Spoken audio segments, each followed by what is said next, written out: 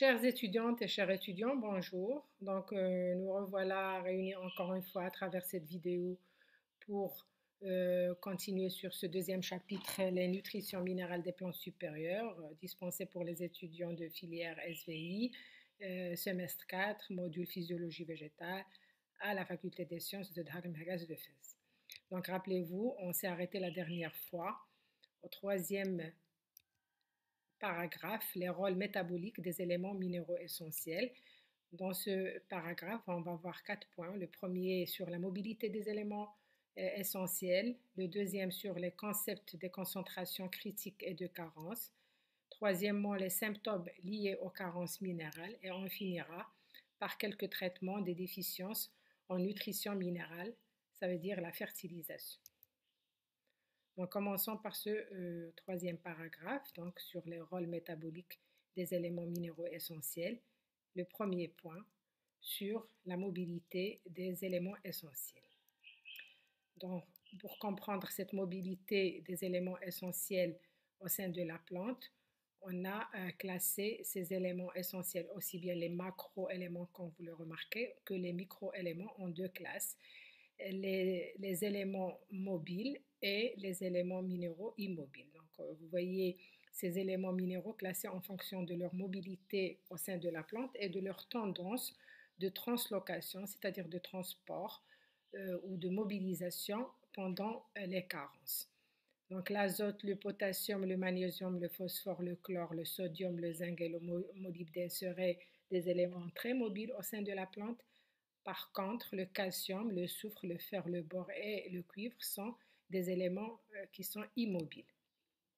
Donc, ces symptômes de carence aiguë rapportés à un élément essentiel particulier dépendent du degré avec lequel cet élément va être mobilisé, surtout des feuilles âgées vers les feuilles jeunes. Vous savez que les feuilles âgées sont situées vers le bas de la tige, par contre les feuilles jeunes qui sont en croissance sont vers le haut.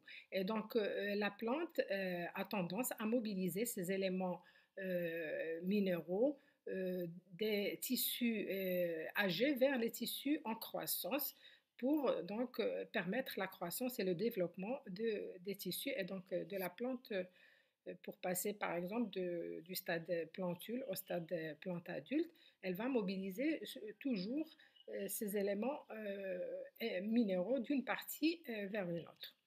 Donc, certains éléments tels que l'azote, le phosphore et le potassium que vous voyez ici, ce sont les éléments qui font souvent déficience dans les sols, surtout les sols agricoles. Et donc, les agriculteurs ont toujours besoin d'ajouter ces engrais minéraux, on va en parler bien sûr vers la fin de cette séance, peuvent facilement passer d'une feuille à une autre. Par contre, le bore, comme vous le voyez, le fer qui est très important aussi, le calcium qui rentre dans la structure même des tissus végétaux sont relativement immobiles dans la plupart des espèces végétales. Donc sur le schéma qui va suivre, on va voir justement cette translocation ou cette mobilisation des feuilles âgées, comme je disais tout à l'heure, qui sont toujours situées vers le bas de la tige, vers les feuilles jeunes en croissance, donc notamment pour l'azote qui est donc contenu dans les acides aminés, il va être mobilisé des feuilles âgées vers les feuilles jeunes. Donc s'il y a une carence au niveau du sol, ça va se répercuter sur les feuilles âgées qui vont jaunir. C'est ce qu'on appelle la chlorose. On va en parler bien sûr tout à l'heure. Par contre, les feuilles jeunes, elles vont rester vertes parce que l'azote a été mobilisé vers ces jeunes feuilles qui sont en croissance. Par contre, s'il y a une carence qui est vraiment sévère et sur une longue période, donc toute la plante du maïs, ici c'est une plante de maïs, j'ai oublié de le préciser, va jaunir. La carence va se répercuter sur toutes les feuilles. Donc pour récapituler, si un élément essentiel est mobile, les symptômes de carence ont tendance à apparaître en premier dans les feuilles les plus âgées. Par contre, la carence d'un élément essentiel immobile sera évidente d'abord dans les jeunes feuilles parce qu'il n'est pas mobilisé vers les jeunes feuilles. Donc, s'il y a une carence, c'est les jeunes feuilles qui vont présenter ces symptômes de carence. Bien que les mécanismes précis de cette mobilisation des éléments nutritifs n'est pas bien élucidé, c'est en cours d'investigation, on soupçonne que certaines hormones végétales comme les cytokinines seraient impliquées dans ces mécanismes de mobilisation. Et là, sur cette photo, je crois qu'en automne, vous avez eu tous l'occasion de voir ces feuilles qui changent de couleur parce que les journées deviennent courtes et donc l'intensité lumineuse aussi devient moins intense et donc la synthèse de la chlorophylle ferait défaut dans les feuilles. C'est pour ça que ces pigments qui sont normalement présents au niveau des feuilles mais qui seraient cachés par la chlorophylle vont apparaître et en même temps, donc chez les arbres à feuilles caduques, c'est-à-dire les arbres qui vont perdre leurs feuilles en automne et en hiver, ils vont mobiliser les éléments minéraux mobiles et importants comme l'azote, le phosphore, le potassium, le magnésium. Donc, ils sont retirés de ces feuilles qui vont tomber, ces feuilles sénescentes, et qui vont être donc mobilisées vers la tige. Et quand il y a le retour du beau temps, c'est-à-dire au printemps, les feuilles qui vont recommencer à pousser, donc en croissance intense, il y aura cette remobilisation de tous ces éléments minéraux mobiles vers les feuilles jeunes en croissance. Donc, vous voyez ici, par exemple, un arbre qui est complètement nu parce que il a perdu toutes ses feuilles ou un autre arbre qui a donc les feuilles qui ont changé complètement de couleur. Ils sont plus vertes parce que, comme je disais, en automne, la durée de la journée va diminuer et donc la capacité des plantes à synthétiser la chlorophylle devient très réduite. Les caroténoïdes et les xanthophiles, donc qui sont ces pigments qui donneraient cette coloration jaune et orangée aux feuilles, vont commencer à apparaître et devenir visibles parce qu'elles étaient cachées par la chlorophylle, comme j'ai expliqué tout à l'heure. Donc l'eau et les éléments nutritifs mobiles vont être entraînés dans les tiges à partir des feuilles. Et il y a donc un autre pigment qui serait synthétisé en masse donc, au niveau des cellules sénescentes, ce sont les anthocyanes qui donnent cette coloration rouge et pourpre au niveau des feuilles. Certaines espèces en particulier comme les chênes, donc certains conifères, elles produiraient de grandes quantités de tanins qui donneraient cette coloration brune aux feuilles, surtout pour les feuilles qui vont tomber sur le sol. Donc tous ces tous ces pigments, caroténoïdes, pardon, xanthophiles, anthocyanes, tanins, appartiennent à la famille des flavonoïdes, c'est-à-dire la grande famille des polyphénols qui sont vraiment très à la mode, très étudiés parce qu'ils ont ces propriétés antioxydantes, antibactériennes, antifongiques, etc. Et donc, euh, vraiment très, très étudié dans des laboratoires dans le monde. On va passer au deuxième point, les concepts de concentration critique et de carence. Et l'analyse des tissus végétaux révèle souvent des carences minérales. Donc, comment cette déficience en minéraux va perturber le métabolisme et le fonctionnement des plantes? Puisqu'on on leur a attribué le terme d'essentiel parce qu'ils sont essentiels dans le métabolisme de la plante. Et donc, une déficience en ces éléments va se répercuter par des symptômes qu'on va évoquer par la suite. Donc, cette courbe que vous voyez ici, qu'on appelle en fait la courbe d'action, elle est subdivisée en trois parties, comme vous le voyez, une zone de déficience, une zone adéquate ou optimale, et puis une zone toxique. Comment on peut tracer cette courbe? C'est tout simplement en arrosant la plante, donc, ou les plantes en croissance, avec la nutrition minérale complète, avec tous les éléments, sauf un seul élément qu'on va ôter et qu'on va additionner à des concentrations croissantes. Donc, pour obtenir cette courbe, donc les plantes sont cultivées dans des conditions dans lesquelles la concentration d'un seul élément essentiel est variée. Alors, comme je viens de le dire, tous les éléments les autres éléments sont suffisamment disponibles dans la solution nutritive. La variation de la concentration de cet élément nutritif au cours de la croissance des plantes se répercute sur la croissance et le rendement. Donc vous voyez, avec cette flèche, on a déterminé une concentration très importante. En fait, c'est la concentration qu'on appelle la concentration critique qui donne le maximum de croissance. Au-dessous de cette concentration critique, la croissance, elle est vraiment complètement inhibée, donc très réduite. Et au-dessus de cette concentration, on n'a pas un avantage. C'est-à-dire, même si on augmente la concentration de l'élément en question à des concentrations de plus en plus importantes, on n'a pas une augmentation de la croissance ou du rendement. C'est ce qu'on appelle en fait cette zone, c'est la consommation de luxe.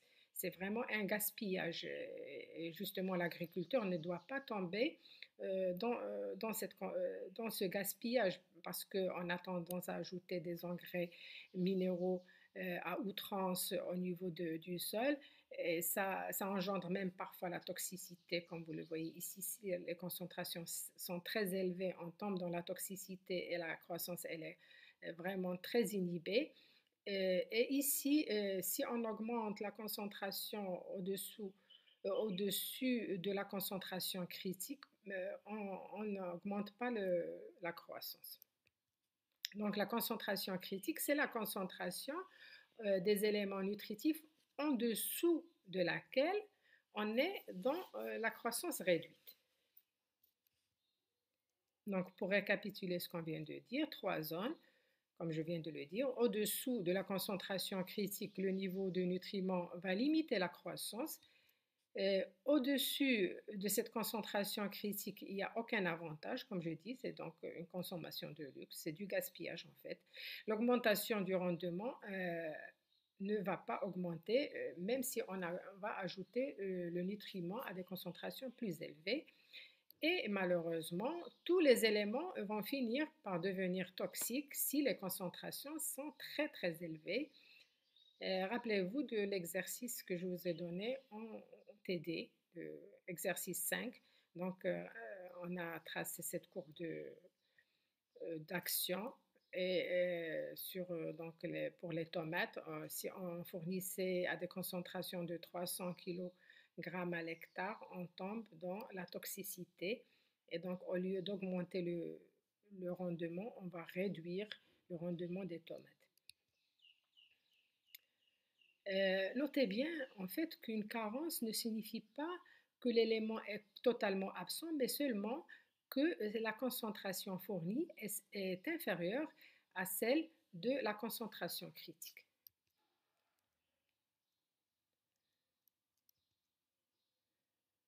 Donc, pour récapituler, pour chaque plante, le besoin d'un élément particulier est défini par le terme de concentration critique, c'est-à-dire la concentration mesurée dans les tissus est située juste au-dessous de la concentration qui provoque la croissance maximale, d'après cette définition de Hostein en 1972. Donc, si la concentration fournie est supérieure à la concentration critique, on n'a aucun avantage, comme je disais tout à l'heure, puisque on a obtenu l'optimum. Et si on ajoute aucun effet d'amélioration sur la croissance ni sur le rendement. Si la concentration fournie est inférieure à la concentration critique, cette croissance va diminuer d'une façon brutale. Donc, rappelez-vous de la première zone à gauche. Contenu en nutriments devient donc très déficient. Par contre, quand la concentration tissulaire en un élément devient très très importante, donc concentration très élevée, ce nutriment va devenir toxique pour les plantes et il va inhiber la croissance. Donc en macroéléments, à votre avis, est-ce que la toxicité est importante ou plutôt en microéléments qui présenteraient justement une toxicité plus élevée? Eh bien, je pose toujours cette question aux étudiants et ils répondent donc avec des réponses justes. C'est en fait les microéléments qui vont mener à une toxicité plus rapidement que les macroéléments parce que la plante, elle en a besoin qu'à des concentrations très faibles, infinitésimales en microéléments par rapport aux macroéléments. Donc, on peut tomber plus facilement dans la toxicité avec les microéléments. Et donc, le tableau qui va suivre va élucider ce que je viens de dire. Donc, vous voyez ici tous les microéléments, les oligoéléments comme le bore, le cuivre, le fer, le manganèse, le molybdène et le zinc qui sont fournis à des concentrations donc très faibles de l'ordre de 0,25 millimolaire à 0,25 pardon, 5 millimolaire. Et donc, vous voyez déjà qu'on est dans la toxicité pour certains éléments comme le molybdène, ce jaunissement, cette chlorose, la réduction de la croissance. Tous ces éléments, surtout le fer, vous voyez, le fer, il est parfois considéré comme macroélément parce que c'est très important pour la croissance et le développement des plantes. Il est toujours sous forme ferrique, donc le Fe3+, ou ferreux, Fe2+.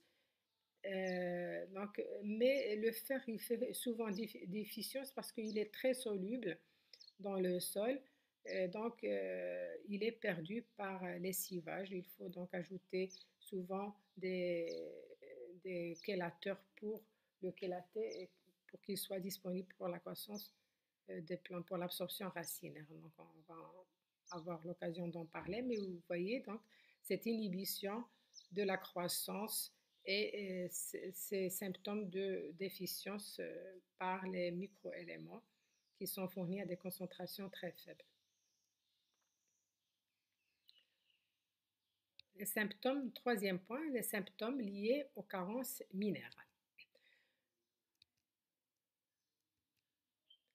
Donc, comme chaque élément exerce un ou plusieurs rôles dans une structure bien donnée ou dans une fonction spécifique, son absence va se manifester par l'apparition de symptômes biochimiques ou morphologiques liés à cette carence. Parfois, donc, la symptôme reflète nettement la fonction de l'élément. Par exemple, la chlorose, due à l'absence du magnésium, résulte du fait que la plante est incapable de synthétiser la chlorophylle.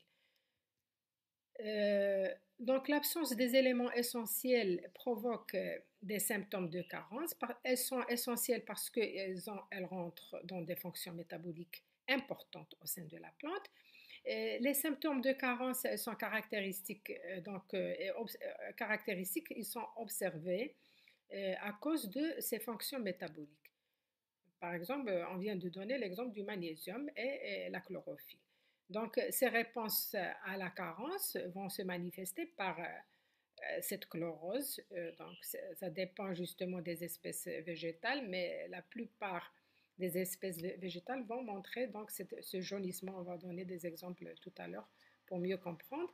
Et ce jaunissement est un précurseur de la nécrose qui est la mort complète des tissus végétaux. Donc, sont exprimés lorsque la fourniture d'un métabolite essentiel devient limitant dans l'environnement, notamment au niveau du sol, pour l'absorption racinaire.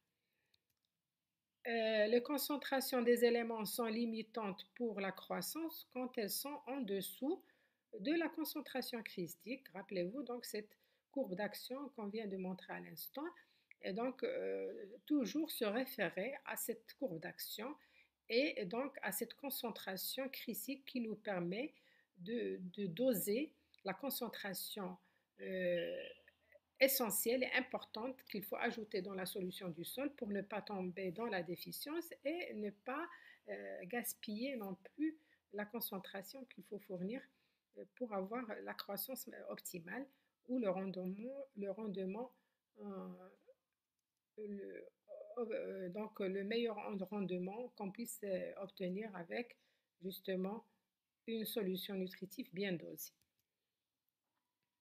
Donc, vous voyez ici la chlorose et ici la nécrose. La chlorose, donc ce jaunissement, et la nécrose, c'est vraiment la mort complète des tissus qui devient desséchée et brune, complètement morts.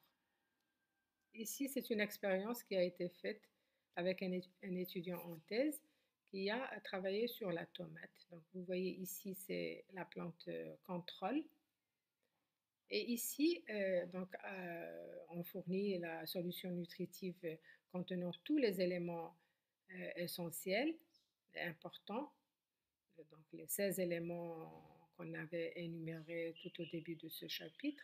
Ici, on va ôter le phosphore, on va ôter le calcium, le fer ou l'azote. Et on va voir la répercussion sur la plante. Donc, vous voyez déjà, il y a une diminution de croissance par rapport à la plante témoin.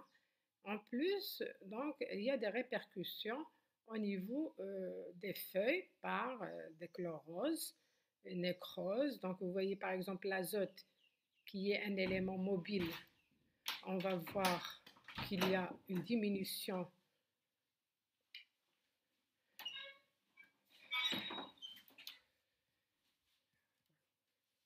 donc, on va voir que les feuilles vont devenir